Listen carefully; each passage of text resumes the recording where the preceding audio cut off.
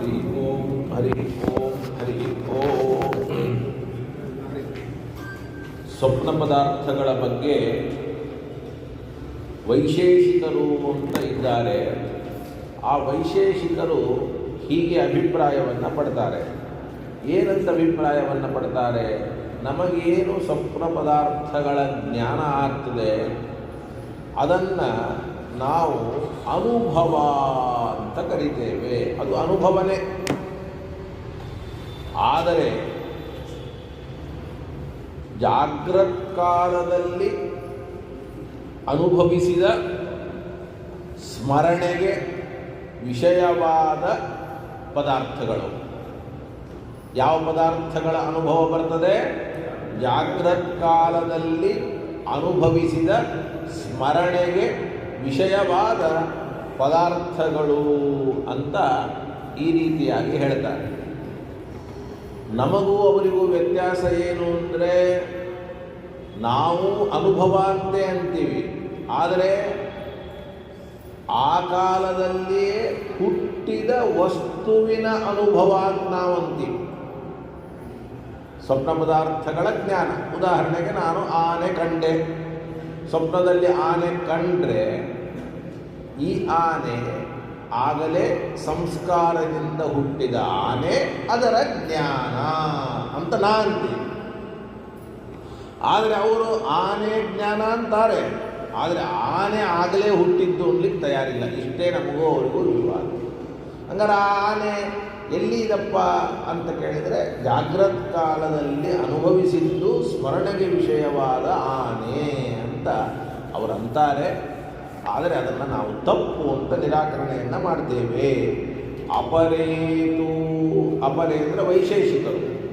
ಅವರು ಭವತ್ತೇವ ಅಯಂ ಅನುಭವ, ಇದು ಅನುಭವವೇ ಆಗತ್ತೆ. ಆದರೆ ಕಿಂತು ಜಾಗರನುಭೂತ ಸ್ಮರ್ತವ್ಯಾರ್ಥ ಏವ ಇತಿ ಮನ್ಯಂತೆ. ಜಾಗೃತ್ ಕಾಲದಲ್ಲಿ ಅನುಭವಿಸಿದ ಸ್ಮರಣೆಗೆ ವಿಷಯವಾದ ಪದಾರ್ಥಗಳು ಅಂತ ಹೇಳ್ತಾರೆ. ತದಪಿ ಅಸತ, ಇದು ತಪ್ಪು. ಯಾಕೆ ತಪ್ಪು? ತಥಾಹಿ ನಾವು ಕೇಳ್ತೇವೆ. ಭಾಳ ಸಂತೋಷ, ನಿಮಗೆ ಸ್ವಪ್ನ ಪದಾರ್ಥದ ಅನುಭವ ಬರುತ್ತಲ್ಲ, ಆನೆಯದು ಕುದುರೆಯದು ಅನುಭವ ಬರುತ್ತಲ್ಲ, ಆ ಅನುಭವ ಯಥಾರ್ಥ ಅಂತ ಹೇಳ್ತೀರೋ ಅಯಥಾರ್ಥ ಅಂತ ಹೇಳ್ತೀರೋ ಅಂತ ನಾವೇ ಕೇಳಬೇಕು ಅವರನ್ನು ಪ್ರಶ್ನೆ. ಯಥಾರ್ಥ ಅಂತ ಹೇಳ್ತೀರೋ ಅಯಥಾರ್ಥ ಅಂತ ಹೇಳ್ತೀರೋ? ಕಿಂ ಅಯಂ ಅನುಭವ ಯಥಾರ್ಥ ಉತ ಅಯಥಾರ್ಥ? ನಾದ್ಯ ಯಥಾರ್ಥ ಅಂತ ಹೇಳಲಿಕ್ಕೆ ಬರೋದಿಲ್ಲ. ಯಾಕೆಂದರೆ ವಾಕ್ಯಾರ್ಥಾನಾಂ ದೇಶಕಾಲ ವಿಪ್ರಕೃಷ್ಟತ್ವೇನ, ಆಗಲೇ ಸೃಷ್ಟಿಯಾದ ಗಜ, ಆಗಲೇ ಸೃಷ್ಟಿಯಾದ ಕುದುರೆ ಅಂದರೆ ಯಥಾರ್ಥ ಅಂತ ಹೇಳ್ಬೋದಪ್ಪ. ಜಾಗೃತ್ ಕಾಲದ ವಸ್ತು ಅಂತ ಹೇಳಿದ್ರೆ ಯಥಾರ್ಥ ಹೆಂಗೆ? ಯಾಕೆ ಅಂತಂದರೆ, ಆನೆ ಇಲ್ಲೋ ಅರಮನೆ ಇದೆ, ಅರಮನೆಯಲ್ಲಿದೆ.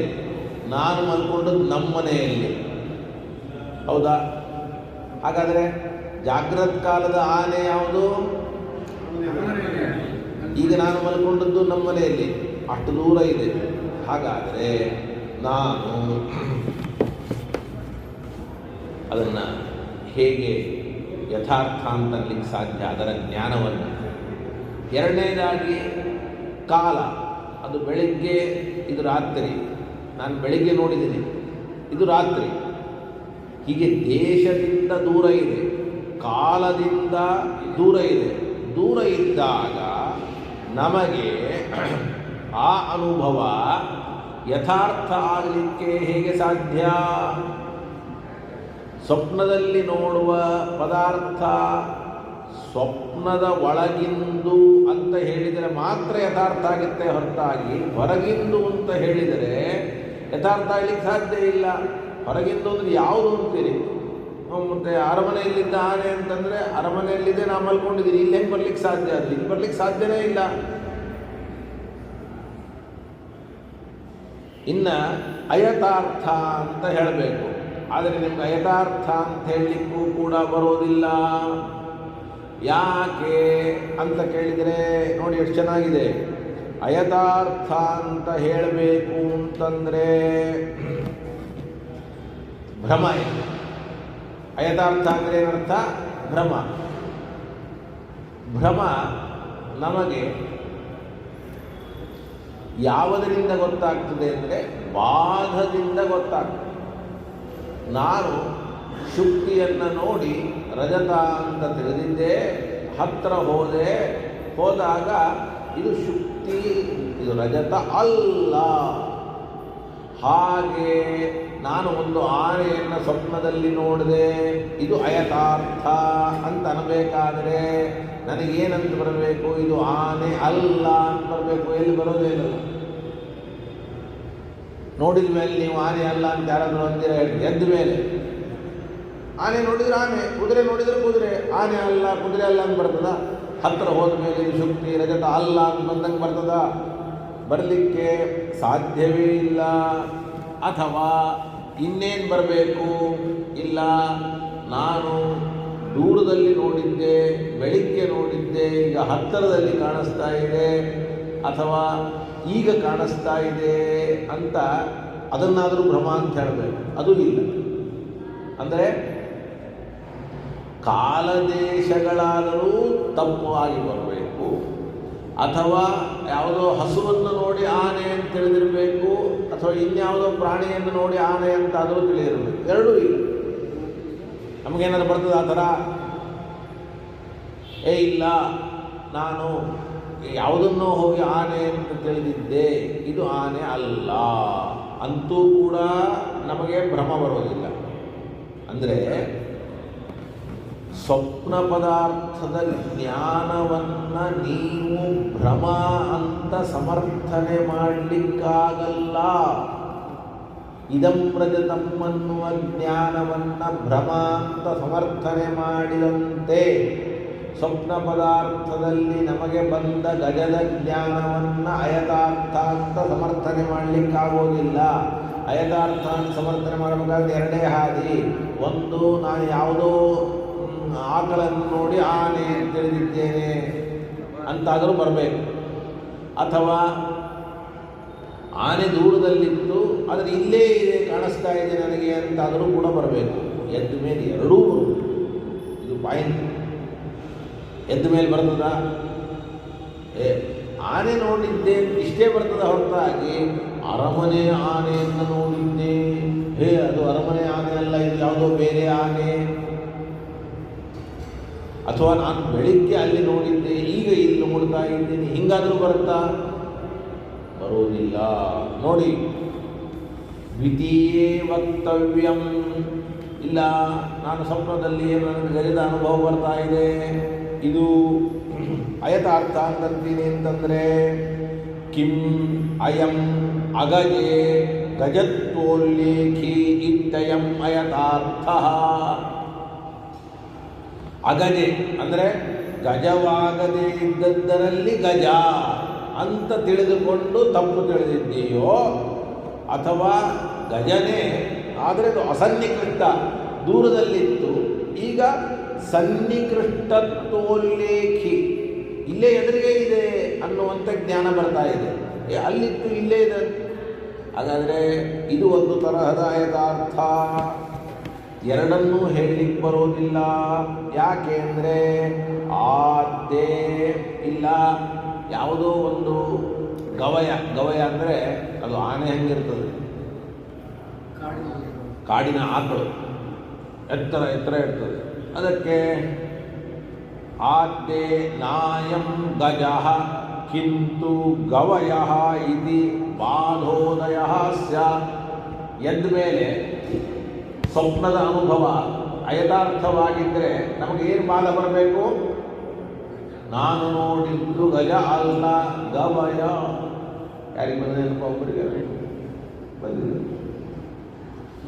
ಇಲ್ಲ, ದೂರದಲ್ಲಿದ್ದದ್ದು ಹತ್ತಿರದಲ್ಲಿ ತಿಳಿದೆ ಅಂತಂದರೆ ಹೀಗೆ ಬರಬೇಕಾಗಿತ್ತು. ನಾಯಂ ಸನ್ನಿಕೃಷ್ಟ ಕಿನ್ನಾಮ ವಿಪ್ರಕೃಷ್ಟ ಇತಿ ಬಾಧೋ ಭವೇತ್. ಇದು ಹತ್ತಿರದಲ್ಲಿದ್ದದಪ್ಪ, ಇದು ಈಗ ನೋಡ್ತಾ ಇರೋದು ಹತ್ತಿರದಲ್ಲಿದ್ದದ್ದು ನಾನು ನೋಡೇ ಇಲ್ಲ, ಅದು ದೂರದಲ್ಲಿದ್ದದ್ದು, ಹಿಂಗಾದರೂ ಬರಬೇಕು. ಅದು ಬರೋದಿಲ್ಲ. ಗಜ ಅಲ್ಲ ಗವಯ ಅಂತೂ ಬರೋದಿಲ್ಲ. ಬಟ್ ಐದಾರ್ಥ ಅಂತ ಹೇಳ್ತೀನಿ, ಇರೋದೇ ಎರಡು ಥರ. ಒಂದು ಧರ್ಮೀಯ ಬಗ್ಗೆ, ಇನ್ನೊಂದು ಧರ್ಮದ ಬಗ್ಗೆ. ಧರ್ಮೀಯ ಬಗ್ಗೆ ಅಂದರೆ ಇದು ಆನೆ ಅಲ್ಲ ಗವಯ ಅಂತ ಬರಬೇಕು. ಧರ್ಮದ ಬಗ್ಗೆ ಅಂತಂದರೆ ವಿಪ್ರಕೃಷ್ಟತ್ವ ಸನ್ನಿಕೃಷ್ಟತ್ವಗಳ ಬಗ್ಗೆ ಆದರೂ ಬರಬೇಕು. ಈ ಕಡೆ ವಿಪ್ರಕೃಷ್ಟತ್ವ ಸನ್ನಿಕೃಷ್ಟತ್ವಗಳ ಬಗ್ಗೆನೂ ನಮಗೆ ಎದ್ದ ಮೇಲೆ ಭ್ರಮ ಬಂದಿಲ್ಲ. ಅಥವಾ ಇದು ಆನೆ ಅಲ್ಲ ಹಸು ಅಂತ ಭ್ರಮ ಬಂದಿದೆಯಾ ಎದ್ದ ಮೇಲೆ ಯಾರಿಗಾದ್ರೂ ಹೇಳಿ, ನಿಮ್ಮ ಅನುಭವ ಹೇಳ್ಕೊಡಿ. ಹೊಸದನ್ನೇನು ಹೇಳಬೇಕಾಗಿಲ್ಲ, ನಿಮ್ಮ ಅನುಭವ. ನೀವು ಸ್ವಪ್ನವನ್ನು ಕಂಡಿದ್ದೀರಿ, ಎಚ್ಚರ ಆಗಿದೆ, ಆವಾಗ ನೀವೇನು ಮಾತಾಡ್ಕೊತಾ ಇದ್ದೀರಿ, ನಿಮ್ಮ ಮನಸ್ಸಿಗೆ ಏನು ಅನಿಸ್ತಾ ಇದೆ ನೀವು ಹೇಳ್ಕೊಡಿ ಅಷ್ಟೇ. ನಚೈತದಸ್ತಿ ಅಂದರೆ ಎರಡು ರೀತಿಯಾಗಿಯೂ ಕೂಡ ಬಾಧ ಬಂದಿಲ್ಲ. ಬರದೇ ಇದ್ದದ್ದರಿಂದ ಇದನ್ನೇನಬೇಕು, ಯಥಾರ್ಥ ಸತ್ಯ ಅಂತ ಅನ್ಬೇಕು. ಸ್ವಪ್ನ ಪದಾರ್ಥಗಳು ಸತ್ಯ, ಅದರ ಜ್ಞಾನ ಯಥಾರ್ಥ ಅಂತ ಅನ್ಬೇಕು. ಅದನ್ನು ಹೇಳ್ತಾರೆ ಸಂಸ್ಕಾರ ಪ್ರಭವ. ಹಾಗಾದ್ರೆ ಏನಪ್ಪ ಇದು ಅಂತ ಕೇಳಿದರೆ, ಸಂಸ್ಕಾರ ಪ್ರಭವ ಸನ್ನಿಕೃಷ್ಟ ಸತ್ಯ ಅರ್ಥ ಪ್ರಮಿತಿ ಇದ್ದೇವ ಅಯಂ ಇದಿಯುಕ್ತಂ. ನೋಡಿ, ಇದು ಎಲ್ಲಿಯೋ ಎದ್ದಾಗ ನೋಡಿದ್ದರ ಜ್ಞಾನ ಅಂತೀಯಪ್ಪ ಅನ್ನಬಾರ್ದಪ್ಪ. ಹಾಗಾದ್ರೆ ಏನು ಅಂದರೆ, ನಮ್ಮ ಸಂಸ್ಕಾರದಿಂದ ಪ್ರಭವ ಹುಟ್ಟಿದ ಸನ್ನಿಕೃಷ್ಟ ಅಂದರೆ ದೂರದಲ್ಲಿದ್ದಲ್ಲ, ಹತ್ತಿರದಲ್ಲೇ ಇದ್ದ, ಸುಳ್ಳಲ್ಲ ಸತ್ಯವಾದ ಅರ್ಥದ ಪ್ರಮಿತಿ ಅಂದರೆ ಯಥಾರ್ಥ ಜ್ಞಾನ. ನೋಡಿ, ಒಂದೊಂದು ಪದನೂ ಇದೆ. ಇದು ಜಾಗ್ರತ್ ಕಾಲದ್ದಲ್ಲ, ಈಗಲೇ ಹುಟ್ಟಿದ್ದು. ಈಗಲೇ ಹುಟ್ಟಿದ್ದು ಅಂದರೆ ಯಾವುದರಿಂದ ಹುಟ್ಟಿದ್ದು? ಸಂಸ್ಕಾರದಿಂದ ಹುಟ್ಟಿದ್ದು. ಜಾಗ್ರತ್ ಕಾಲದ್ದು ದೂರ ಇದೆ, ಇದು ಹತ್ತಿರದಲ್ಲಿದೆ. ಮತ್ತು ಸುಳ್ಳು ಅಂತಾರೆ ಸತ್ಯ, ಅಯಥಾರ್ಥ ಜ್ಞಾನ ಅಂತಾರೆ ಅಲ್ಲ ಪ್ರಮಿತಿ. ಟೀಕಾಚಾರ್ಯರ ಒಂದೊಂದು ಪದಕ್ಕೂ ಬೆಲೆ ಇದೆ. ಸತ್ಯ ಅಂತಾರೆ, ಪ್ರಮಿತಿ ಅಂತಾರೆ, ಸನ್ನಿಕೃಷ್ಟ ಅಂತಾರೆ, ಸಂಸ್ಕಾರ ಪ್ರಭವ ಅಂತಾರೆ. ಎಲ್ಲ ಶಬ್ದಕ್ಕೂ ಅರ್ಥ ಮಾಡ್ಕೋಬೇಕು. ಸ್ವಪ್ನ ಪದಾರ್ಥ ಏನಾಗಿದೆ? ಸಂಸ್ಕಾರ ಪ್ರಭವವಾಗಿದೆ, ಸನ್ನಿಕೃಷ್ಟವಾಗಿದೆ, ಸತ್ಯವಾಗಿದೆ. ಮುಗೀತು. ಆಯ್ತ್ರಿ, ಭಾಳ ಸಂತೋಷ. ನೀವೆಲ್ಲ ಇಷ್ಟು ಭಾರಿ ಪ್ರಯತ್ನ ಮಾಡಿ ಸತ್ಯ ಸತ್ಯ ಸ್ವಪ್ನ ಪದಾರ್ಥಗಳು ಅಂತ ಸಮರ್ಥನೆಯನ್ನು ಮಾಡಿದಿರಿ. ಆದರೆ ಶ್ರುತಿಯಲ್ಲಿ ಪುರಾಣಗಳಲ್ಲಿ ಸ್ವಪ್ನ ಪದಾರ್ಥಗಳನ್ನು ಸುಳ್ಳು ಹೊಂದಿದ್ದಾರೆ ಎಂದು ತಿಳಿದಿದ್ದಾರೆ. ನೀವೆಲ್ಲ ಇಷ್ಟು ಸತ್ಯ ಅಂತವನ್ನು ಸಮರ್ಥನೆ ಮಾಡಿದಿರಿ. ಆದರೆ ಶ್ರುತಿಯಲ್ಲಿ ಭಾಗವತದಲ್ಲಿ ಇದೆ. ಭಾಗವತದಲ್ಲಿ ಸ್ವಪ್ನ ಮಾಯ ಸ್ವಪ್ನ ಪದಾರ್ಥಗಳು ಹೆಂಗೆ ಸುಳ್ಳು, ಸಂಸಾರ ಸುಳ್ಳು ಅಂತ ಹೇಳಿದ್ದಾರೆ. ಸಂಸಾರವೂ ಸುಳ್ಳಲ್ಲ, ಸ್ವಪ್ನ ಪದಾರ್ಥಗಳು ಸುಳ್ಳಲ್ಲ, ಅಶಾಶ್ವತ ಅಂತ ಇಷ್ಟೇ ಅರ್ಥವೇ ಹೊರತಾಗಿ ಸುಳ್ಳು ಅಂತನ್ನೂ ಅರ್ಥ ಇಲ್ಲ. ಆ ಶ್ರುತಿ ಸ್ಮೃತಿಗಳ ಅಭಿಪ್ರಾಯವನ್ನು ಸರಿಯಾಗಿ ತಿಳಿದೇನೆ ಪ್ರಶ್ನೆಯನ್ನು ಮಾಡ್ತಾ ಇದ್ದಾರೆ. ಕಥಂ ತರ್ಹಿ, ಒಂದು ವೇಳೆ ಸ್ವಪ್ನ ಪದಾರ್ಥಗಳು ಸತ್ಯವಾಗಿದ್ದರೆ ಶ್ರುತಿಸ್ಮೃತಿಗಳಲ್ಲಿ ಸ್ವಪ್ನ ಪ್ರತೀತೇ ಕಥಂ ಭ್ರಾಂತಿತ್ವಂ ಉಚ್ಯತೆ. ಸ್ವಪ್ನದ ಪ್ರತೀತಿಯನ್ನು ಭ್ರಾಂತಿ ಅಂತ ಯಾಕೆ ಹೇಳ್ತಾ ಇದ್ದಾರೆ? ಇತ್ಯತಃ ಆಹ ಭ್ರಾಂತಿ ರೀತಿ. ನೋಡಪ್ಪ, ಭ್ರಾಂತಿ ಅಂತ ಹೇಳಿದ್ದು ನಿಜ, ಆದರೆ ಯಾವ ವಿಷಯದಲ್ಲಿ ಭ್ರಾಂತಿ ಅಂದರೆ, ನಾನು ಸ್ವಪ್ನದಲ್ಲಿ ಏನು ನೋಡ್ತಾ ಇದ್ದೇನೋ ಅದು ಜಾಗ್ರತ್ ಕಾಲದಲ್ಲಿ ನೋಡಿದ್ದು ಅಂತ ತಿಳಿದ್ರೆ ಭ್ರಾಂತಿ. ನಾನು ಒಂದು ಮಗನನ್ನು ನೋಡ್ತೇನೆ ಸ್ವಪ್ನದಲ್ಲಿ ಆ ಮಗ ನಾನು ಜಾಗ್ರತ್ ಕಾಲದಲ್ಲಿ ನೋಡ್ತಾ ಇದ್ದೇನಲ್ಲ ಅವನೇ ಅಂತ ತಿಳಿದರೆ ಅಲ್ಲ. ಇಲ್ಲಿ ನೋಡ್ತಾ ಇರೋದು ಅವನ ಸಂಸ್ಕಾರದಿಂದ ಹುಟ್ಟಿದ ಇನ್ನೊಂದು ಮಗ. ಜಾಗ್ರತ್ ಕಾಲದಲ್ಲಿ ನೋಡಿದ ಆನೆಯ ಸಂಸ್ಕಾರದಿಂದ ಹುಟ್ಟಿದ ಇನ್ನೊಂದು ಆನೆ. ಆ ಆನೆ ಅಲ್ಲ, ಆ ಆನೆಯಂತೆ ಇದೆ, ಆ ಮಗನಂತೆ ಇದೆ. ಆ ಮಗ ಅಲ್ಲ, ಆ ಆನೆ ಅಲ್ಲ. ಫೋಟೋ ನೋಡ್ತೀವಿ, ಫೋಟೋ ನೋಡಿ ಸಂತೋಷ ಪಡ್ತೀವಿ, ದುಃಖ ಪಡ್ತೀವಿ, ಎರಡೂ ಪಡ್ತೀವಿ. ಅದರ ಫೋಟೋ ನೋಡಿದ್ವಿ ಇಂದ ಕ್ಷಣಕ್ಕೆ ಅವನನ್ನೇ ನೋಡಿದ್ವಿ ಅಂತ ಅರ್ಥನ, ಅವನ ಚಿತ್ರವನ್ನು ನೋಡಿದ್ವಿ. ನೀವು ಕೂಡ ಸ್ವಪ್ನದಲ್ಲಿ ನೋಡಿದ್ದೇವೆ ಅಂತಂದರೆ ಅವನನ್ನು ನೋಡಿದ್ದೇವೆ ಅಂತ ತಿಳ್ಕೊಳ್ಬೇಡಿ, ಅವನ ಚಿತ್ರವನ್ನು ನೋಡಿದ್ದೇವೆ ಅಂತ ತಿಳ್ಕೊಳ್ಳಿ, ಸರಿ ಹೋಗ್ಬೋದು. ಅವನನ್ನೇ ನೋಡಿದ್ದೇವೆ ಅಂದರೆ ತಪ್ಪು. ಹಾಗಾದರೆ ನೋಡ್ತೇವೆ, ಆದರೆ ಅವನಂಥವನನ್ನು ನೋಡಿದ್ದೇವೆ ಅಂತ ತಿಳ್ಕೋಬೇಕೇ ಹೊರತಾಗಿ ಅವನನ್ನೇ ನೋಡಿದ್ದೇವೆ ಅಂತ ತಿಳಿದ್ರೆ ಅದೇನದು ಭ್ರಾಂತಿ. ಭಾಗವತದಲ್ಲಿ ಭ್ರಾಂತಿ ಅಂತ ಹೇಳಿದ್ದು ಸರಿ, ವೇದಗಳಲ್ಲಿ ಭ್ರಾಂತಿ ಅಂತ ಹೇಳಿದ್ದು ಸರಿ, ಆದರೆ ಏನು ಭ್ರಾಂತಿ ಅಂತ ಹೇಳಿದ್ದಾರೆ? ಅವನನ್ನೇ ನೋಡ್ತೀನಿ ಅಂತ ಹೇಳಿದ್ರೆ ಅದು ಭ್ರಾಂತಿ. ಅದಕ್ಕೆ ಆಚಾರ್ಯರು ಹೇಳ್ತಾರೆ, ಭ್ರಾಂತಿರ್ಜಾಗ್ರತ್ವಮೇವ ಹಿ. ಭ್ರಾಂತಿ ಭ್ರಾಂತಿ ಅಂದರೆ ಜಾಗ್ರತ್ವವೇ ಭ್ರಾಂತಿ. ಅಂದರೆ ಇದು ಜಾಗ್ರತ್ಕಾಲೀನವಾದದ್ದು ಅಂತ ತಿಳಿದರೆ ಭ್ರಾಂತಿ. ಅದಕ್ಕೆ ಎರಡು ಅರ್ಥ ಬರೀತಾರೆ. ಜಾಗ್ರತ್ವಮಿತಿ ತತ್ಪ್ರತೀತಿ ಉಪಲಕ್ಷಯತಿ. ನಾನು ಜಾಗ್ರದ ಅವಸ್ಥೆಯಲ್ಲಿ ಒಂದು ವಸ್ತುವಿನ ಜ್ಞಾನ ಮಾಡಿಕೊಂಡಂತೆ ಈಗ ಮಾಡ್ಕೋತಾ ಇದ್ದೀನಿ ಅಂದರೆ ತಪ್ಪು. ಯಾಕಂದರೆ ಈಗ ಜ್ಞಾನ ಮಾಡ್ಕೋತಾ ಇದ್ದೀನಿ, ಆದರೆ ಜಾಗ್ರತ್ ಕಾಲದಲ್ಲಿ ಜ್ಞಾನ ಮಾಡಿಕೊಂಡಂತೆ ಅಲ್ಲ. ಏವ ಇತಿ ಪದಾರ್ಥ ಸ್ವರೂಪಂ ವ್ಯಾವರ್ತಯತಿ. ನೋಡಿ, ಆ ಪದಾರ್ಥ ಇದೆಯಲ್ಲ ಅದರ ಬಗ್ಗೆ ವಿವಾದ ಇಲ್ಲ. ಯಾಕೆಂದರೆ ಪದಾರ್ಥ ಸತ್ಯ. ಆ ಪದಾರ್ಥದಲ್ಲಿ ಎರಡು ಧರ್ಮ ಇದೆ, ಒಂದು ಜಾಗ್ರತ್ವ, ಇನ್ನೊಂದು ಸ್ವಪ್ನಕಾಲೀನತ್ವ. ಸ್ವಪ್ನಕಾಲೀನತ್ವ ಇದು ಸರಿ, ಅದರ ಜಾಗ್ರತ್ವ ತಪ್ಪು. ಆದರೆ ಯಾವ ಕಾರಣಕ್ಕೂ ಕೂಡ ಪದಾರ್ಥಗಳು ಸುಳ್ಳಲ್ಲ. ಪದಾರ್ಥಗಳಲ್ಲಿರುವ ಜಾಗ್ರತ್ವ ಸುಳ್ಳೇ ಹೊರತಾಗಿ ಪದಾರ್ಥ ಸುಳ್ಳಲ್ಲ, ಪದಾರ್ಥ ಸತ್ಯ. ನೋಡಿ, ಜಾಗ್ರತ್ವವನ್ನು ತಿಳಿಯೋದು ಅಂದರೆ ಏನು? ಈಗ ಇಷ್ಟ ತನಕ ಹೇಳಿದೆ ನಮಗೆ. ಅವನೇ ಇವನು ಅಂತ ತಿಳಿದ್ರೆ ಕಷ್ಟ. ಮತ್ತೆ ಬಂತು ಸ್ವಯಂ, ಅವನೇ ಇವನಾಗ. ಈಗ ಸ್ವಾಮಿಗಳ ಫೋಟೋ ನೋಡ್ತೇನೆ, ಸ್ವಾಮಿಗಳೇ ಅಂದರೆ ಧಾರವಾಡ ಹೋಗಿದ್ದಾರೆ, ಇಲ್ಲೇನಿದ್ದಾರೆ ಅವರು ಸ್ಮರಣೆ ಬರುತ್ತೆ ಅಷ್ಟೇ ಹೊರತಾಗಿ ಫೋಟೋ ಇತ್ಯಾದಿಗಳು ಸ್ಮಾರಕನೇ ಹೊರತಾಗಿ ಅವರೇ ಇವರಂಗಾಗ್ತಾರೆ. ನೋಡಿ, ಜಾಗರಾನುಭೂತ ಪದಾರ್ಥೈ ಏಕತ್ವಂ. ಜಾಗ್ರತ್ವಂ ಜಾಗ್ರತ್ವಂ ಅನ್ನೋ ಶಬ್ದಕ್ಕೆ ಏನರ್ಥ? ಜಾಗ್ರತ್ ಕಾಲದಲ್ಲಿ ಅನುಭೂತವಾದ ಪದಾರ್ಥಗಳಿಂದ ಐಕ್ಯ. ನಾನು ಜಾಗ್ರತ್ ಕಾಲದಲ್ಲಿ ಆನೆ ನೋಡಿದ್ದೀನಿ, ಕುದುರೆ ನೋಡಿದ್ದೀನಿ, ನನ್ನ ಮಗನನ್ನು ನೋಡಿದ್ದೀನಿ.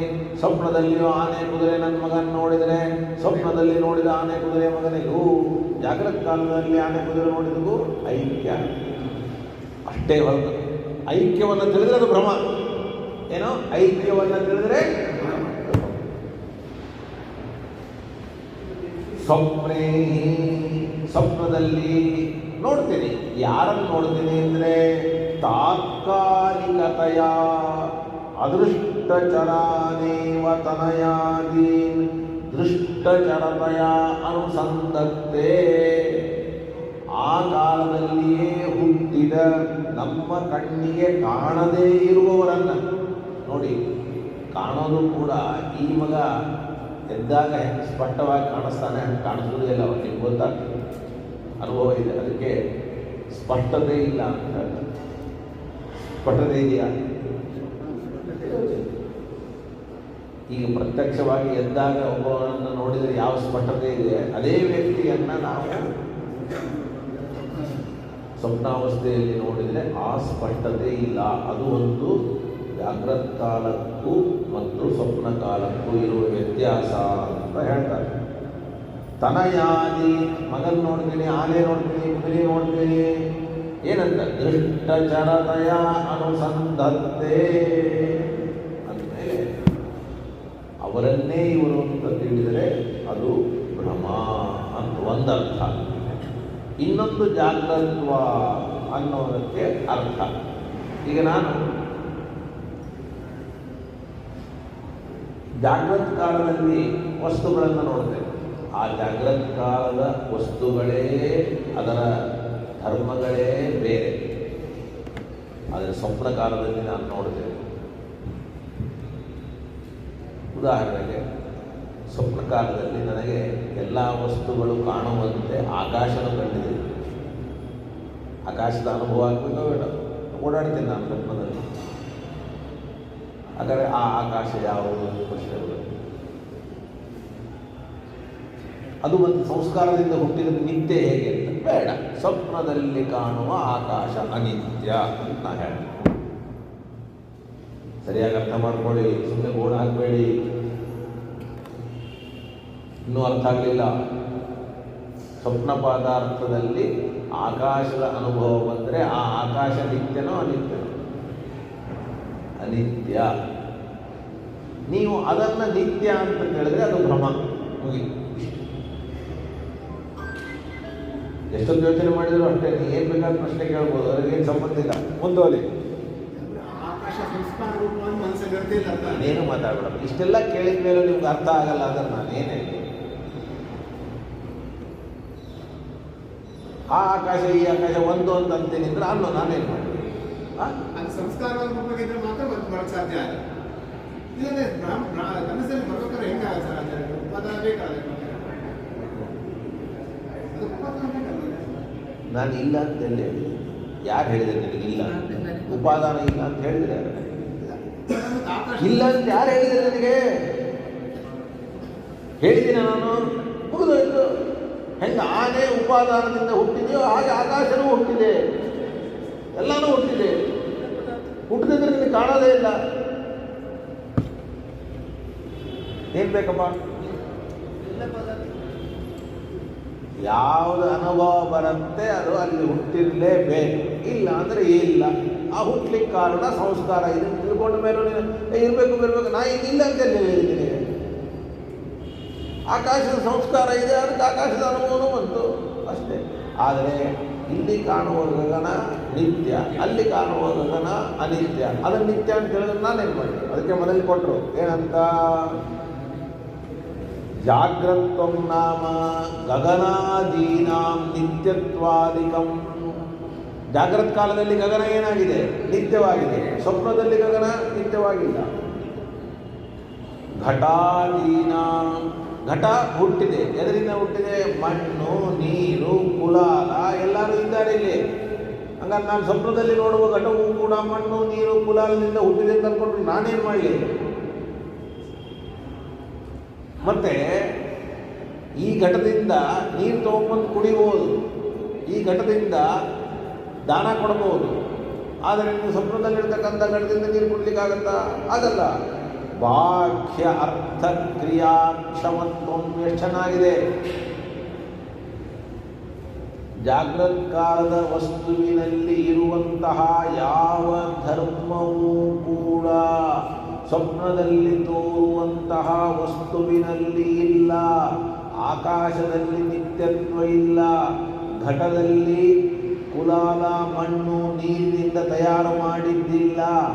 ಆ ಘಟದಿಂದ ನೀರು ಕುಡಿಲಿಕ್ಕೆ ಬರೋದಿಲ್ಲ. ನಾನು ನೀರು ಕುಡಿದಿದ್ರಿ ಅಂತ ನೀವು ಅನ್ಬೋದು.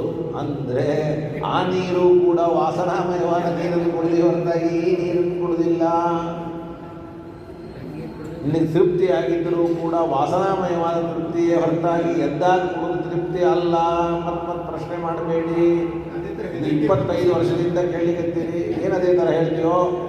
ಸಮಯ ಮತ್ತೆ ಇದು ಹೇಳ್ಕೊಳ್ಳಕ್ಕೆ ಸ್ವಂತ ಕಾಲ ವೈಭವ ಅನುಭವ ಅದೇ ಥರನೇ ಅದು ಸಂಸ್ಕಾರ. ಅದು ಬೇರೆ, ಅದು ಬೇರೆ, ಅದಕ್ಕೆ ಮತ್ತದು ಬೇರೆ, ಅದು ಬೇರೆ, ಅದು ಬೇರೆ, ಇದು ಬೇರೆ. ಅದೇ ಹೇಳ್ತಲ್ಲ, ಅರ್ಥಕ್ರಿಯಾಕಾರಿತ್ವ ಭಯ ಅದು ಈಗ ಅದು ಪ್ರತ್ಯಕ್ಷವಾಗಿ ಕಾಣಿಸ್ತದೆ, ಅದು ಬೇರೆ, ಅದಕ್ಕೂ ಇದಕ್ಕೂ ಸಂಬಂಧ ಇಲ್ಲ. ಅಂದರೆ ಸ್ವಪ್ನ ಪದಾರ್ಥ ಸತ್ಯ ಆದದ್ದರಿಂದ ಅದು ಅರ್ಥಕ್ರಿಯಾಕಾರಿ ಆಯಿತು ಅಷ್ಟೇ.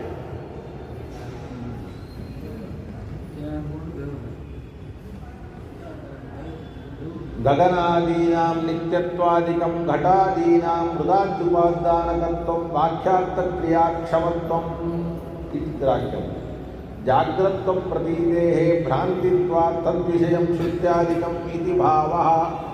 ಹಾಗಾದರೆ ಶ್ರುತಿಸ್ಮೃತಿಗಳಲ್ಲಿ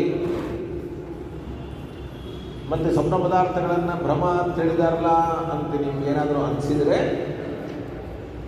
ಅದನ್ನು ಜಾಗ್ರತ್ಕಾಲೀನವಾದದ್ದು ಅಂತ ತಿಳಿದರೆ ಭ್ರಮನೇ ಹೊರತಾಗಿ ಹಿಂದೆ ಇದ್ದರೆ ಸರ್ವಥಾ ಭ್ರಮ ಅಲ್ಲ.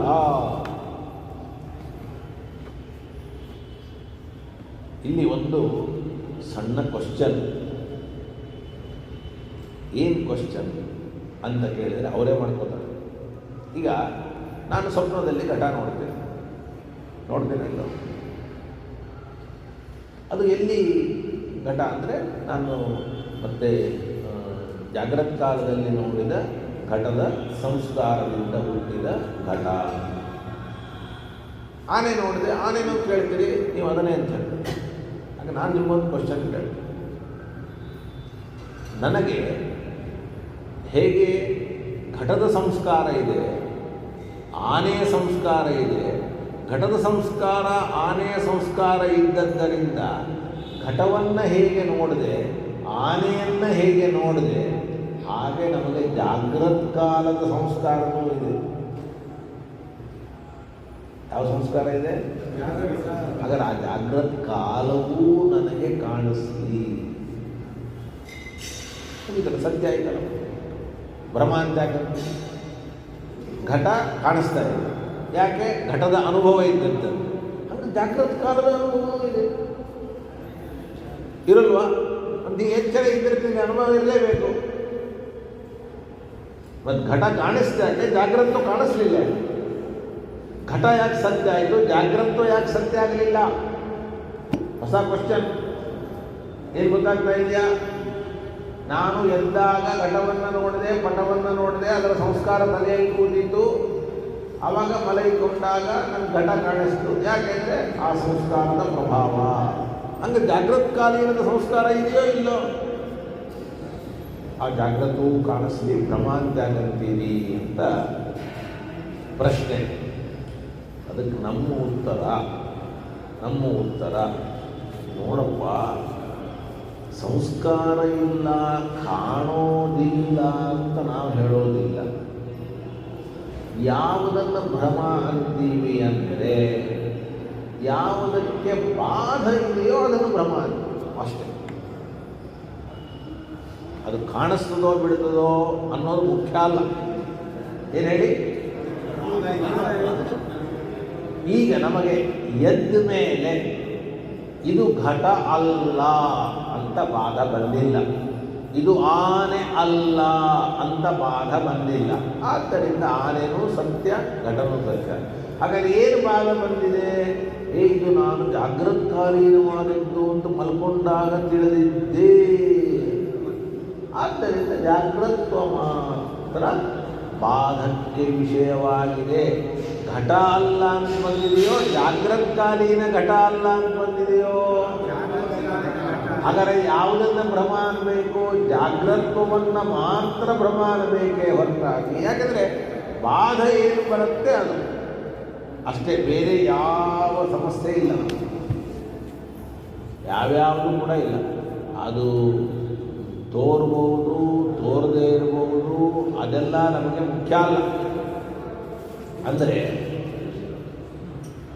ಉಪಾದಾನ ಕಾರಣ ಇದೆ ಅಂದ ಕ್ಷಣಕ್ಕೆ ನಾವು ಅದನ್ನು ಸತ್ಯ ಅಂತ ಹೇಳೋದಕ್ಕೆ, ಅಂದರೆ ಯಾರು ಸ್ವಪ್ನ ಪದಾರ್ಥಗಳನ್ನು ಸುಳ್ಳು ಅಂತಂದಿದ್ದಾರೋ ಅಂತಹ ವ್ಯಕ್ತಿಗಳು ಯಾಕೆ ಸುಳ್ಳು ಅಂದರು?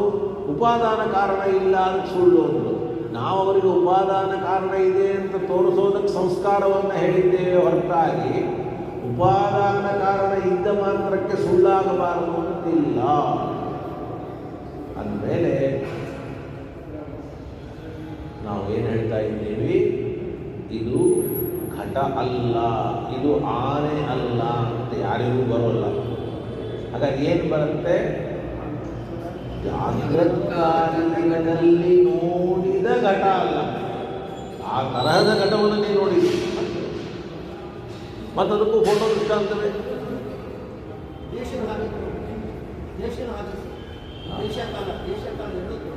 ಏನು ದೇಶಕಾಲ?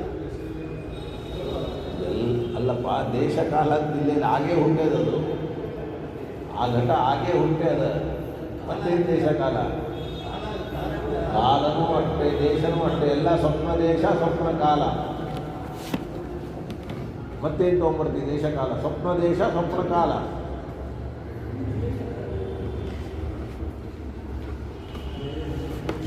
ಸ್ಯಾದೇತತ್ ಜಾಗ್ರತ್ವಮಪಿ ಸಂಸ್ಕಾರಃ ಅಸ್ತೇವ ಇತಿ. ಜಾಗ್ರತ್ವದ ಸಂಸ್ಕಾರವೂ ನಮಗೆ ಇದೆ. ಸೋಪಾದಾನ ಸಂಭವ, ಜಾಗ್ರತ್ವಕ್ಕೆ ಉಪಾದಾನ ಕಾರಣ ಇದ್ದದ್ದರಿಂದ ಕಥಂ ತತ್ ಪ್ರತೀತಿ ಭ್ರಾಂತಿ ಇತ್ಯುಚ್ಯತೆ. ಅದರ ಪ್ರತೀತಿಯನ್ನು ಭ್ರಾಂತಿ ಅಂತಂಗೆ ಹೇಳ್ತೀರಿ? ಹೇಳಬಾರ್ದು. ನಿಮ್ಮ ಘಟದ ಸಂಸ್ಕಾರ ಇದ್ದರೆ ಘಟವನ್ನು ಸುಳ್ಳು ಅಂತೀರಾ? ಗಜದ ಸಂಸ್ಕಾರ ಇದ್ದರೆ ಗಜವನ್ನು ಸುಳ್ಳು ಅಂತೀರಾ? ಹಾಗೆ ಜಾಗೃತದ ಸಂಸ್ಕಾರ ಇದ್ದದ್ದರಿಂದ ಜಾಗೃತವನ್ನು ಸುಳ್ಳಬೇಡಿ ಅಂತಂದರೆ, ಹಂಗನ್ನೋದಾದರೆ ಅನ್ಯಥಾ ಅರ್ಥ ಪ್ರತೀತಿಯ ಭ್ರಾಂತಿ ಸ್ಯಾದ ವಿಶೇಷ. ಪದಾರ್ಥ ಪ್ರತೀತಿಯು ಭ್ರಾಂತಿಯೇ ಆಗಬೇಕು. ಯಾಕೆಂದರೆ ಪದಾರ್ಥಗಳಿಗೆ ಸಂಸ್ಕಾರ ಇದ್ದರೂ ಅದನ್ನು ಯಥಾರ್ಥ ಅಂತೀರಿ, ಜಾಗೃತದ ಸಂಸ್ಕಾರ ಇದ್ದರೂ ಅದನ್ನು ಯಥಾರ್ಥ ಅಂತೀರಿ. ಯಾಕೆ? ಮೈಮಂ ನಹಿ ವಯಂ ಕಾರಣ ಸಾಮಗ್ರಿ ಸಂಪಾದನ ಸಂಭವ ಮಾತ್ರೇಣ ಅರ್ಥಾನಾಂ ಸತ್ಯತಾಂ ಆತಿಷ್ಠಾಮಹೇ. ನಾವು ಕಾರಣ ಸಾಮಗ್ರಿ ಇದೆ ಅಂದ ಮಾತ್ರಕ್ಕೆ ಪದಾರ್ಥಗಳಿಗೆ ಸತ್ಯತ್ವವನ್ನು ಹೇಳೋದಿಲ್ಲ. ಕಿಂತು ಬಾಧಾಭಾವೇನ ಇತಿ ವಕ್ಷಾಮಃ. ಬಾಧ ಇದ್ದರೆ ಸುಳ್ಳು, ಬಾಧ ಇರಲಿಲ್ಲ ಅಂದರೆ ಸತ್ಯ. ಇಷ್ಟೇ ನಮಗೆ. ಅದಕ್ಕೆ ಸಾಮಗ್ರಿ ಇದೆಯೋ ಇಲ್ಲೋ ಅದ್ಯಾವುದು ಬೇಡ. ಸಾಮಗ್ರಿ ಇದ್ದದ್ದು ಇಲ್ಲದಿದ್ದು ಆಮೇಲೆ ವಿಚಾರ. ಯಾವುದಕ್ಕೆ ಬಾಧ ಇದೆ ಅದು ಸುಳ್ಳು, ಯಾವುದಕ್ಕೆ ಬಾಧ ಇಲ್ಲ ಅದು ಸತ್ಯ. ಜಾಗೃತಕ್ಕೆ ಬಾಧ ಇದೆ, ಆದ್ದರಿಂದ ಸುಳ್ಳು. ಘಟಪಟಾದಿಗಳಿಗೆ ಗಜಾದಿಗಳಿಗೆ ಬಾಧ ಇಲ್ಲ, ಅದಕ್ಕೋಸ್ಕರವಾಗಿ ಸತ್ಯ. ಅಷ್ಟೇ. ಹಾಗಾದರೆ ನೀವು ಸಾಮಗ್ರಿಯ ಬಗ್ಗೆ ಯಾಕೆ ಮಾತಾಡಿದ್ರಿ ಅಂತಂದರೆ, ಸಾಮಗ್ರ್ಯ ಭಾವೇನ ಅಸತ್ಯತ್ವ ಬ್ರುವಾಣ ಪ್ರತಿ. ಕೆಲವರು ಹೇಳ್ತಾರೆ, ಸ್ವಪ್ನ ಪದಾರ್ಥಗಳೆಲ್ಲವೂ ಸುಳ್ಳು, ಯಾಕೆಂದರೆ ಅದಕ್ಕೆ ಸಾಮಗ್ರಿನೇ ಇಲ್ಲ. ಘಟ ಸತ್ಯ, ಯಾಕೆಂದರೆ ಮಣ್ಣಿದೆ ನೀರಿದೆ. ಸ್ವಪ್ನದಲ್ಲಿ ನೋಡುವಂತಹ ಘಟಕ್ಕೆ ಮಣ್ಣಿಲ್ಲ ನೀರಿಲ್ಲ, ಅದಕ್ಕೆ ಸುಳ್ಳು ಅಂತ ಅವ್ರು ಹೇಳ್ತಾ ಇದ್ರು. ಅಂಥವರನ್ನ ಕುರಿತು ಯಾರು ಹೇಳಿದ್ರು ಸಾಮಗ್ರಿ ಇಲ್ಲ ಅಂತ? ಸಂಸ್ಕಾರನೇ ಸಾಮಗ್ರಿ ಅಂತ ತಿಳಿಸೋದಕ್ಕೆ ಹೇಳಿದ್ದೇವೆ ಹೊರತಾಗಿ ಸಾಮಗ್ರಿ ಅನ್ನೋದು ಹೇಳಿದ್ದೇವೆ ಅಂದ ಕ್ಷಣಕ್ಕೆ ಅದು ಸತ್ಯ ಆಗಬೇಕು ಅಲ್ಲ. ಸಾಮಗ್ರಿಯ ಜೊತೆಗೆ ಬಾಧ ಇರಬಾರ್ದು. ಏನಿರಬಾರ್ದು? ಸಾಮಗ್ರಿಯ ಜೊತೆಗೆ ಬಾಧ ಇರಬಾರ್ದು. ನೋಡಿ, ಅಸ್ತಿ ಚ ಜಾಗ್ರತ್ವ ಪ್ರತೀತೇಹೇ ಬಾಧ. ಜಾಗ್ರತ್ವ ಪ್ರತೀತಿಗೆ ಬಾಧ ಇದೆ. ಏನಂತ? ಸ್ವಪ್ನ ಏವ ಅಯಂ ನ ಜಾಗರನುಭೂತಃ ಇತ್ಯಾದ್ಯುದಯಾತ್ ಸ್ವಪ್ನಪ್ಪ ಇದು ಇಂಥ ತನಕ ನೋಡಿದ ಕನಸಪ್ಪ. ಶಾಂತ ಆಯ್ತವ. ಇಂಥ ತನಕ ನೋಡಿದ ಕನಸು ಅಂದರೆ ಹೆದರಿ ಬಿಟ್ಟಿದ್ವಿ ನಾವು, ಏನೋ ಆಗೋಗಿತ್ತು. ಅದಕ್ಕೆ ಇದು ಜಾಗರಾನುಭೂತವಾದಂತಲ್ಲ ಅಂತ ಬರ್ತದೆ. ಅಂದಮೇಲೆ ಜಾಗೃತದ ಭ್ರಮ ಬಂತೋ ಅಥವಾ ಆ ಪದಾರ್ಥದ ಭ್ರಮ ಬಂತೋ ಅಂದರೆ ಜಾಗೃತದ ಭ್ರಮ ಬಂತು. ತದಿದ ಮುಕ್ತಂ ಈ ಶಬ್ದೇನ, ಇದನ್ನೇ ಆಚಾರ್ಯರು ಭ್ರಾಂತಿರ್ಜಾಗ್ರತ್ವಮೇವ ಹಿ ಅಂತ ಈ ಶಬ್ದದಿಂದ ಸೂಚನೆಯನ್ನ ಮಾಡ್ತಾ ಇದ್ದಾರೆ. ಜಾಗ್ರತ್ವ ಪ್ರತೀತಿರೇವ ಭ್ರಾಂತಿ ಇತ್ಯುಕ್ತಂ. ಇದರ ಮೇಲೆ ಪ್ರಶ್ನೆ ಮಾಡ್ತಾರೆ.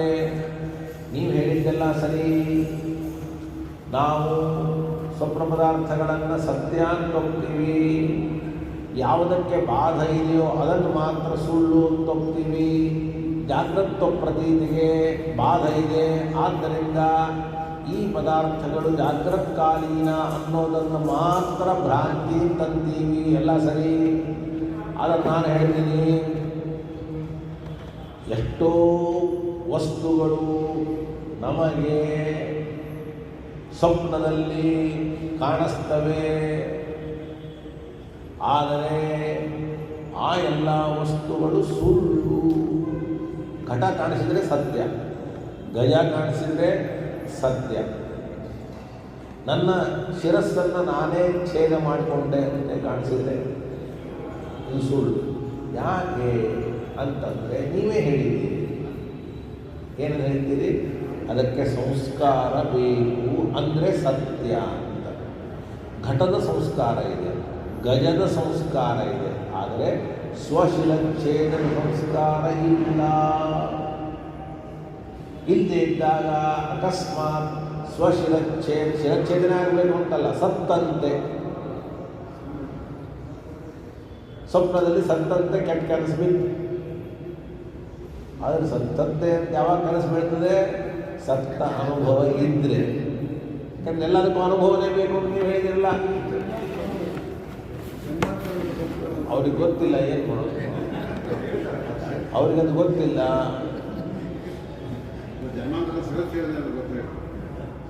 ಅವ್ರಿಗೆ ಗೊತ್ತಿಲ್ಲ, ಅದಕ್ಕೆ ಈ ಪ್ರಶ್ನೆ ಮಾಡ್ಯಾರ. ನೋಡ್ರಿ, ಜಾಗೃತ ಪ್ರತೀತಿರೇವ ಭ್ರಾಂತಿ ಇತ್ಯುಕ್ತಂ. ಇದು ತಪ್ಪು. ಯಾಕೆ ಅಂದರೆ ಅರ್ಥಾನಾಮಪಿ ಕೇಶಾಂಚಿತ ಅಸತ್ವೇನ. ನಾವು ಕೆಲವು ವಸ್ತುಗಳನ್ನು ನೋಡ್ತೀವಿ, ಅದು ಪೂರ್ತಿ ಸುಳ್ಳು, 100% ಸುಳ್ಳು. ತತ್ಪ್ರತೀತೇನಪಿ ಭ್ರಾಂತಿತ್ವಾತ್ ಅಂದಮೇಲೆ ಸ್ವಪ್ನ ಪದಾರ್ಥಗಳು ಅದರ ಜ್ಞಾನವು ಭ್ರಾಂತಿ. ಬರೇ ಜಾಗೃತಕಾಲೀನ ಜಾಗೃತ ಪ್ರತೀತಿ ಮಾತ್ರ ಭ್ರಾಂತಿ ಅಲ್ಲ, ಆ ವಸ್ತುಗಳ ಪ್ರತೀತಿಯೂ ಭ್ರಾಂತಿ. ಯಾಕಂದರೆ ವಸ್ತುಗಳು ಸುಳ್ಳು.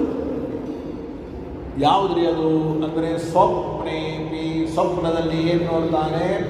ಸ್ವಶಿರಚ್ಛೇದಾದಯೋಪಿ ಪ್ರತೀಯಂತೆ. ತನ್ನ ಶಿರಸ್ಸಿನ ಛೇದ ಆದಂತೆ ತೋರ್ತದೆ. ಅದನ್ನು ಸತ್ಯ ಅಂದರೆ ನಚ ತದುತ್ಪತ್ತೌ ಉಪಾದಾನಂ ಅಸ್ತಿ. ಶಿರಚ್ಛೇದವನ್ನು ಸತ್ಯ ಅನ್ಲಿಕ್ಕೆ ಬರೋದಿಲ್ಲ. ಯಾಕೆಂದರೆ ಶಿರಚ್ಛೇದ ಸತ್ಯ ಅನ್ಬೇಕಾದ್ರೆ ಏನಿರಬೇಕು? ಶಿರಚ್ಛೇದದ ಸಂಸ್ಕಾರ ಇರಬೇಕು. ಶಿರಚ್ಛೇದದ ಸಂಸ್ಕಾರ ಯಾವಾಗತ್ತೆ? ಶಿರಚ್ಛೇದದ ಅನುಭವ ಇರಬೇಕು. ಶಿರಚ್ಛೇದದ ಅನುಭವ ಇಲ್ಲ, ಸಂಸ್ಕಾರ ಇಲ್ಲ.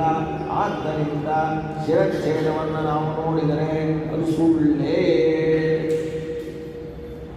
ಅನನುಭೂತತ್ವೇನ. ಇಲ್ಲಿವರೆಗೂ ಶಿರಚ್ಛೇದದ ಅನುಭವ ಇಲ್ಲದೆ ಇದ್ದದ್ದರಿಂದ ಸಂಸ್ಕಾರ ಉದಯ ಅಯೋಗ. ಸಂಸ್ಕಾರವೇ ಹುಟ್ಟುವುದಿಲ್ಲ. ಅನುಭವ ಯಾಕೆ ಬೇಕ್ರಿ? ಹಾಗೆ ಬರಲಿ ಅಂತಂದರೆ ಅನನುಭೂತೇಪಿ ಸಂಸ್ಕಾರ ಉದಯ ಅಭ್ಯುಪಗಮೇ. ಅಂದರೆ ಅನುಭವ ಇದ್ದನ್ನೇ ಸಂಸ್ಕಾರ, ಅನುಭವ ಇಲ್ಲ ಅಂದರೆ ಸಂಸ್ಕಾರ ಇಲ್ಲ ಅಂತ ಒಂದು ರೂಲ್ ಇದೆ. ಅನುಭವ ಯಾಕೆ ಬೇಕು? ಅನುಭವ ಇಲ್ಲದಿದ್ದರೂ ಸಂಸ್ಕಾರ ಬರಲಿ ಅಂದರೆ ಒಂದು ಶ್ರುತಿ ಇದೆ.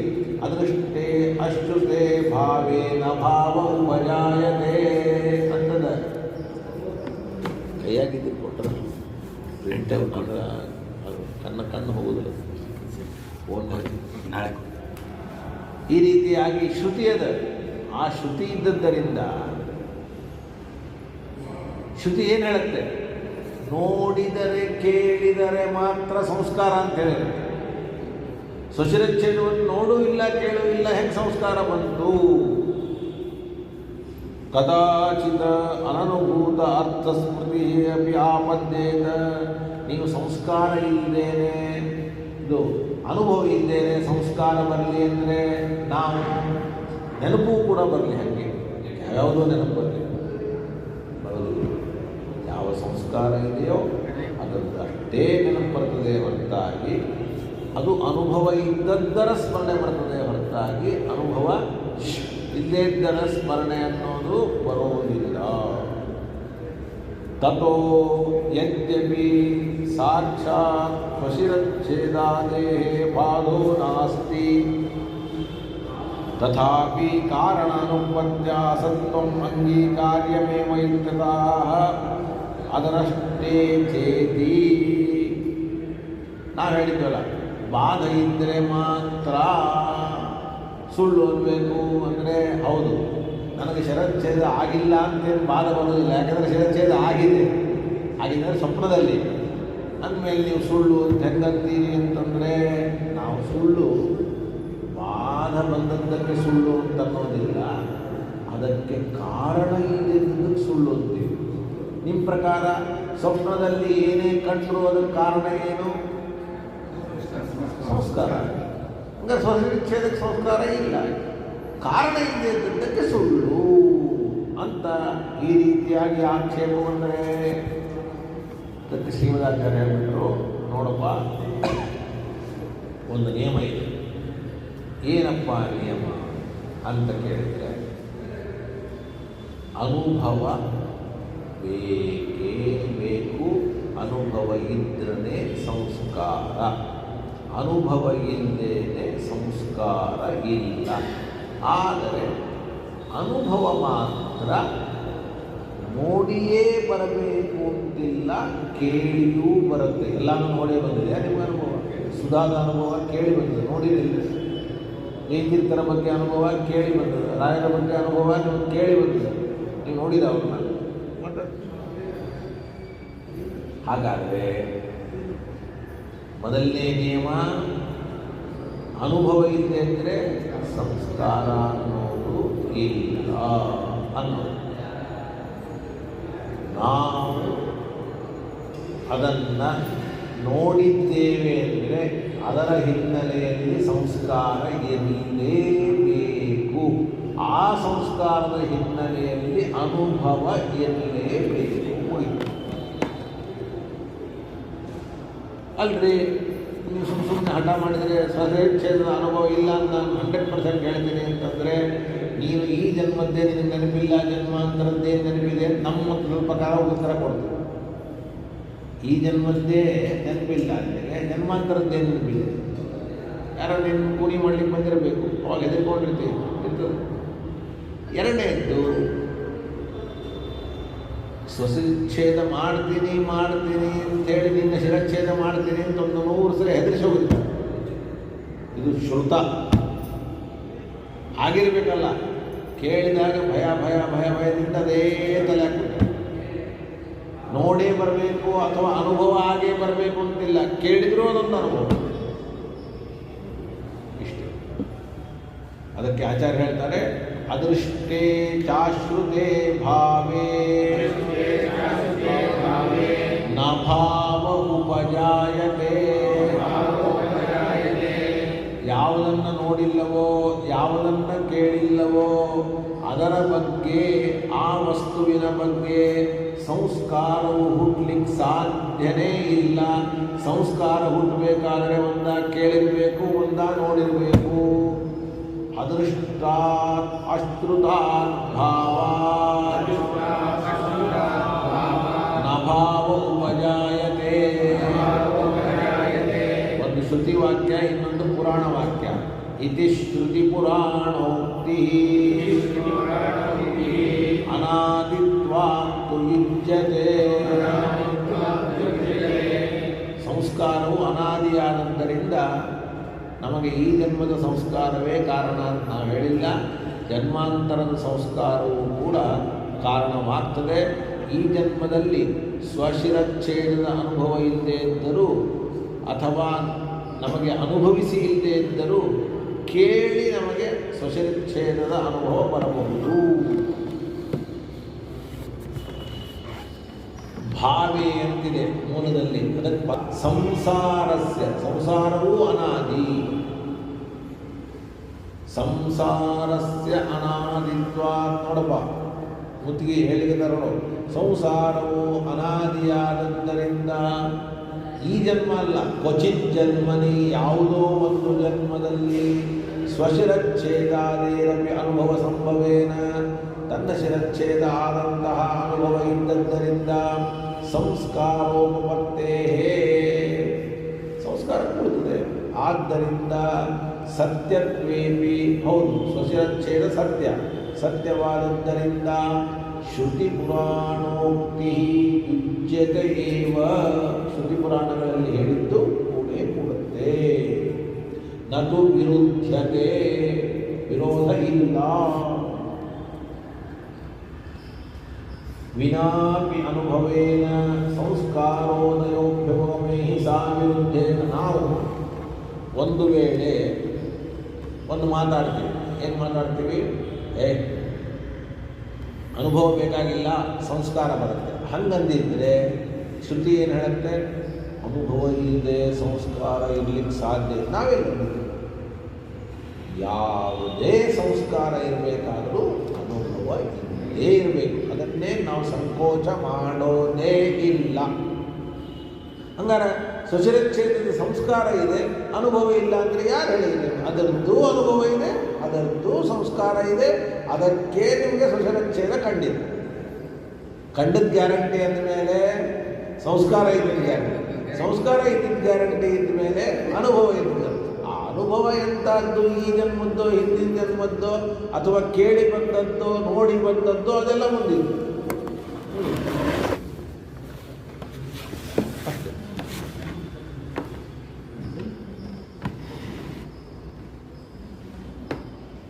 ಏನು ಬೇಕಪ್ಪ ನಿನಗೆ? ಏನು ಬೇಕಾಗಿ? ಅನುಭವ ಏನು ಅನುಭವ? ನೋಡಿದ್ದ ಅನುಭವ ನೋಡಿದ್ದು ಬೇರೆಯವ್ರು ಹಾಕಿದ್ದು ಕೂಡ ಅನುಭವ ನೋಡಿದ್ದು ಬರುತ್ತೆ. ಏನು ನೋಡಿದ್ದು ಬರೋದಿಲ್ಲ.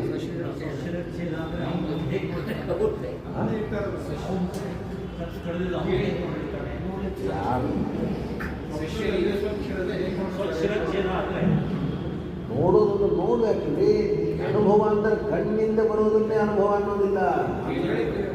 ಅಲ್ಲ, ನಿನಗೆ ಅನುಭವ ಅಂದರೆ ಜ್ಞಾನ ಅಂತ ಅರ್ಥ. ಇಷ್ಟೇ, ಕಣ್ಣಿನಿಂದ ನೋಡ್ಬೇಕು. ಕಡಿಯೋದನ್ನ ನಾನು ಸತ್ತದ್ದರ ಜ್ಞಾನ ಇಷ್ಟೇ ಅರ್ಥ. ಅನುಭವ ಅಂದರೆ ನೋಡಬೇಕು ಅಂತಲ್ಲ, ಕಣ್ಣಿನಿಂದ. ಜ್ಞಾನಪ್ಪ, ಅನುಭವ ಶಬ್ದಕ್ಕೆ ಜ್ಞಾನ ಅಂತ ಅರ್ಥ. ಇನ್ನೂ ಅರ್ಥ ಆಗಲಿಲ್ವಾ? ಕಣ್ಣಿನಿಂದ ನೋಡಬೇಕು ಅಂತಲ್ಲ, ಎಲ್ಲಾನು ಕಣ್ಣಿನಿಂದ ನೋಡೇ ಬರ್ತಾವೆ ಜ್ಞಾನ. ನನಗೆ ನನಗೆ ಸುಖದ ಅನುಭವ ಆಗ್ತದೆ, ನನಗೆ ಸುಖ ಅನುಭವ ಆದದ್ದು ಕಣ್ಣಿನಿಂದ ಆಯಿತಾ? ದುಃಖದ ಅನುಭವ ಆಯಿತು ಕಣ್ಣಿನಿಂದ ಆಯಿತಾ? ಸಂಬಂಧ ಏನು? ಅನುಭವ ಅಂದರೆ ತಿಳುವಳಿಕೆ ಅಂತ ಅರ್ಥ. ಯಾರೋ ನಿನ್ನ ಹೊಡಿಲಿಕ್ಕೆ ಬಂದರು, ಆವಾಗ ನಾನು ಸಾಯ್ತಾ ಇದ್ದೀನಿ, ನಿನಗೆ ಅನುಭವ ಬರಲಿಲ್ವಾ? ಇದೇ, ಬೇರೆ ಏನು ಇಲ್ಲ. ಯಾರೋ ಹೊಡಿಲಿಕ್ಕೆ ಬಂದಾಗ ನಾನು ಸಾಯ್ತಾ ಇದ್ದೀನಿ ಅಂತ ಅನುಭವ ಬಂತು. ಅದೇ ಸ್ವಶಿರಚ್ಛೇದ ಅನುಭವ. ಹೊರತಾಗಿ ನಾನೀಗ ಬಂದಾಗ ನಾ ಏನು ನೋಡಿದೆ, ಕಣ್ಣಲ್ಲಿತ್ತು, ಇಲ್ಲೆಲ್ಲಿ ನೋಡಿದೆ, ಅದೆಲ್ಲ ಅಲ್ಲ ವಾಕ್ಯ. ನಾನು ಸಾಯ್ತಾ ಇದ್ದೇನೆ ಅನ್ನುವ ಅನುಭವ ಇದು ಬರ್ತಾ ಇಲ್ಲ. ಬಂದಿಲ್ಲ, ಇದು ಬಂದಿಲ್ಲ, ಇದು ಬರ್ಬೋದಲ್ಲ? ಮತ್ತೆ ಬರ್ಬೋದೇ, ಜನರ ಅನುಭವದಿಂದ ಸಿದ್ಧ ಬರ್ಬೋದು.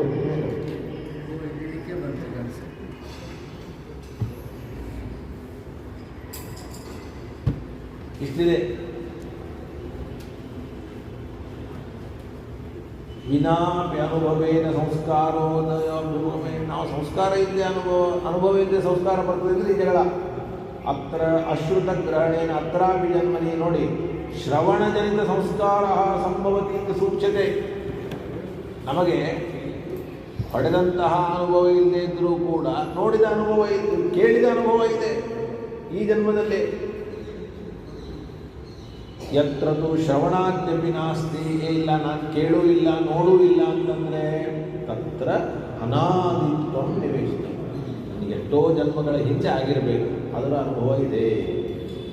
ಅನೇನ ಯತ್ ಪೂರ್ವಂ ಸರ್ವಗ್ರಹಣಂ ಕೃತಂ ತದುಪಪತ್ತಯೇವ ಅನಾದ್ಯನುಭವ ಪರಂಪರಾ ಉಕ್ತ ತಸ್ಯ ಸರ್ವಸ್ಯ ಉಪಯೋಗಃ ಕಥಿತೋ ಭವತಿ. ಯಾರೋ ಪ್ರಶ್ನೆ ಕೇಳಿದರು. ಏನಂತ ಪ್ರಶ್ನೆ ಕೇಳಿದರು? ಇಲ್ಲ, ನಾವು ಏನೇನೋ ನೋಡ್ತೀವಿ, ಅದನ್ನು ನಾವು ಕೇಳೂ ಇಲ್ಲ ನೋಡೂ ಇಲ್ಲ ಅಂತಂದರೆ ಅದು ಅನಾದಿ, ಮನಸ್ಸು ಅನಾದಿ, ಸಂಸ್ಕಾರ ಅನಾದಿ.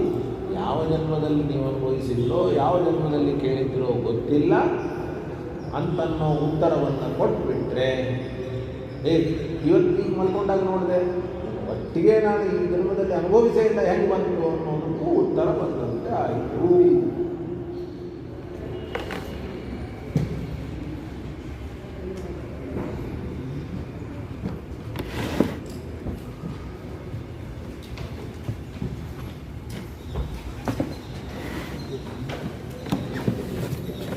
ಫೋನ್ ತಂದಿಲ್ಲಪ್ಪ ಮಾರಾಯ.